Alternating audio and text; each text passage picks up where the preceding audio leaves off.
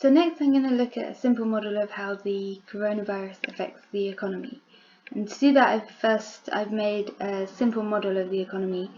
Again, this is completely made up numbers, so don't take the numbers themselves seriously. Here I've included both the rent and the hospital, which I discussed in the last few videos. I've also added a business savings column here, because in this economy the government isn't taxing back the full amount that they spend on the hospital sector. So the government's running a deficit in each period in order to keep funding the hospital.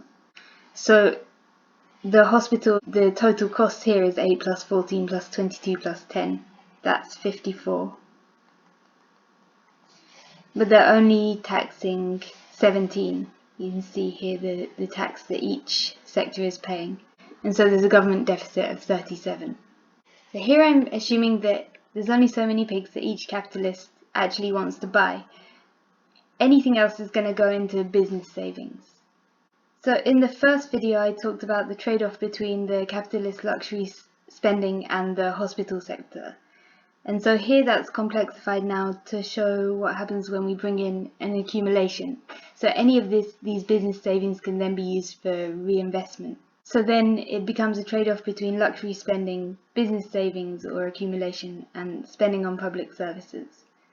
And you can see why this might lead to growth, because it's exactly the same amount of money that the government has as a deficit here, 37, that is being taken in as savings here. So 12 plus 19 plus 3 plus 3, that also equals 37, and then you get 0 along this row here.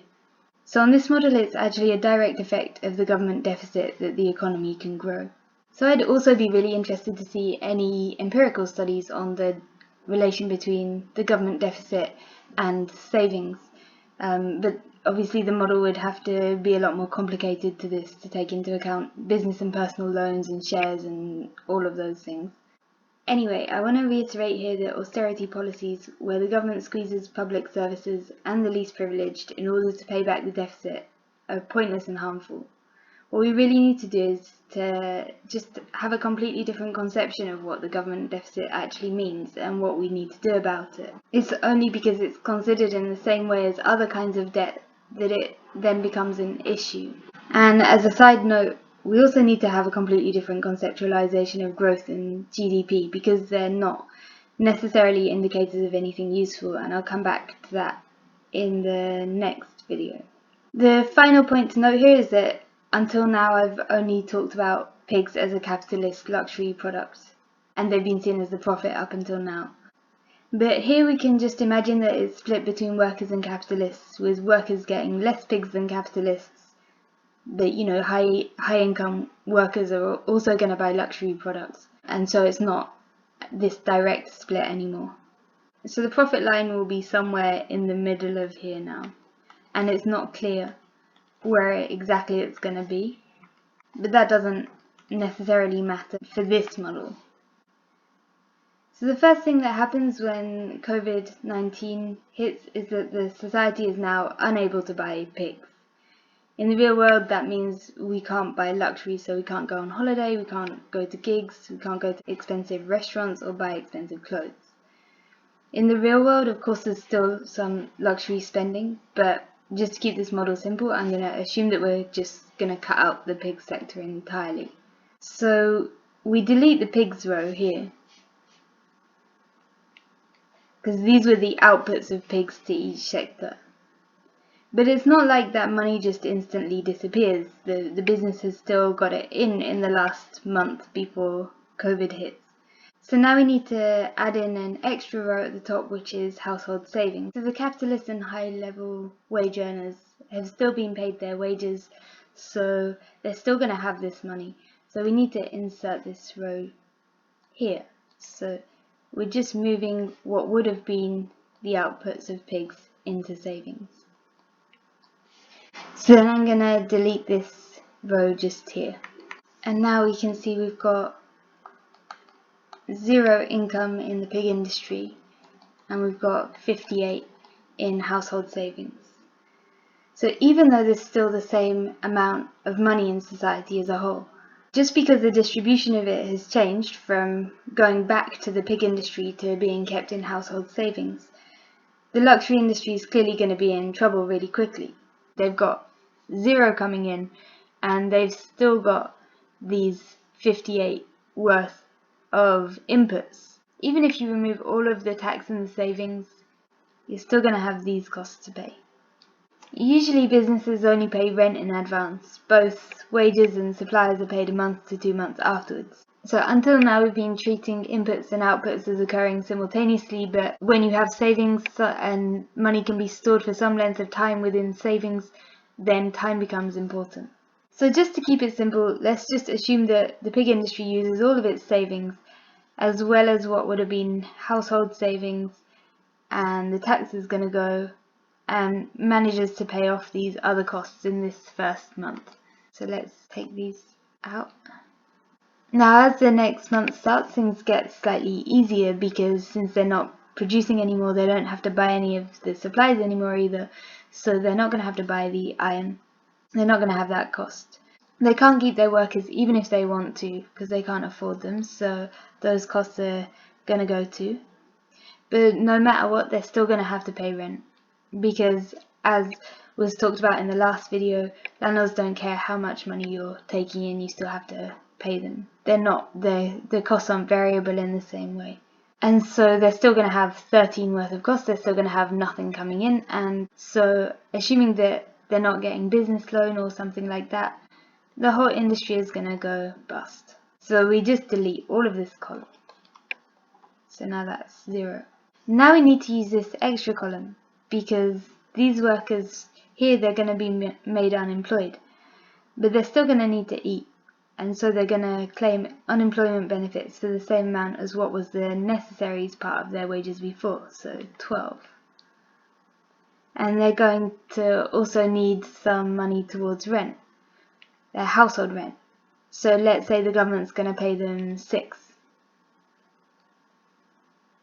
And then the government's going to have a corresponding deficit of 18.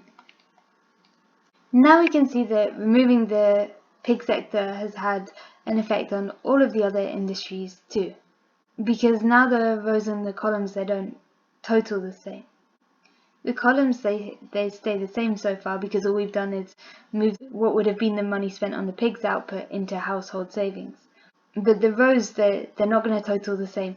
So here in the iron sector, removing the pigs meant that we crossed out the 3 here, so there's 3 less in income, so they're going to have 38 income now. 76, that's going to be the same, just because we took the 12 from here and moved it to here. 56, this is now going to be different, because we took 13 out of here and we put 6 in here, so it's going to be 56 minus 13 plus 6, so that's going to be 49. The tax as well, they had their tax coming from the pig sector removed, so this is now 5 plus 4 plus 3, so that's 12. So the iron industry has now got 38 coming in, but we've got it totaling 41 here, so that doesn't add up. So let's assume that everything's gonna just go as normally, and the first thing that's going to be affected is the business profits. So we'll just cross out the business savings here. 76, that's the same. So here in the rent sector, they've got 49 coming in, and the total is 56. So we'll need to say that they've got 12 in business savings now. And the hospitals now got 12 coming in tax, but their costs haven't changed, they're still 54. And so they're going to have a larger deficit. So the deficit is now going to be minus 42. So the deficit's increased. So now if we look at the difference to the economy using conventional markers, GDP before would have been the total of, you could use either the inputs or the outputs, obviously, because they're the same. That would have been 248. And now it's 12 plus 0 plus 49 plus 76 plus 38 equals 175. So that appears to be a huge fall. And unemployment was 0 before, and now it's 12 out of 76, so roughly 16%. And again, that's huge. And the government deficit, it was 37, and now it's 60. On the other hand, the household savings before, we had it as 0, but now it's 45. And business savings were 37 before, and now they're only 15.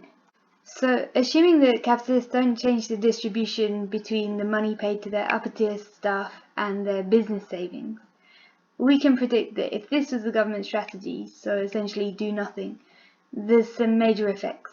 Firstly, the government is going to increase its deficit.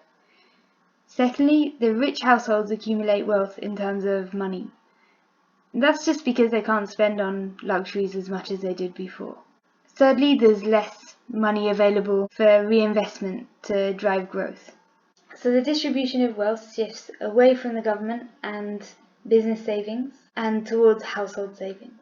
It's also important to remember that this table expresses a period of time, say a month, so these effects will be cumulative and would intensify the longer the crisis continues. The major problem here is, since there's been no government intervention, there's now no luxury industry surviving for those rich households to spend their money on after all of this.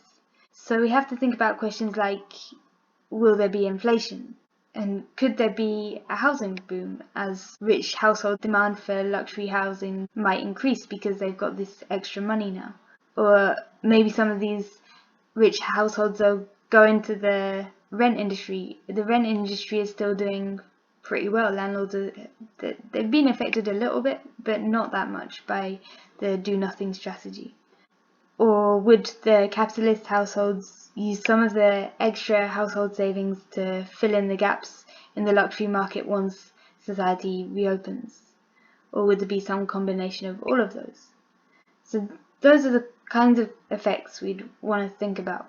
The other thing that's important to think about here is that this is an aggregate input-output table, and so it makes everything look way more simple than it would actually be in real life.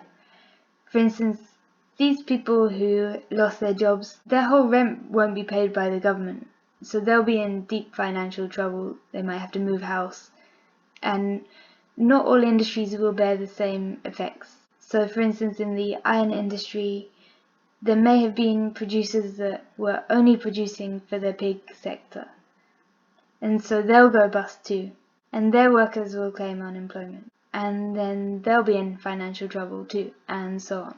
And where the welfare state isn't strong is even going to start affecting those goods that we class as necessaries.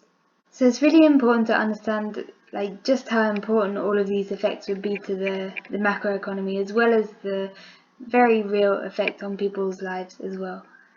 One final point is that this household savings column ends up at 45, and the business savings, including the government deficit, is minus 45.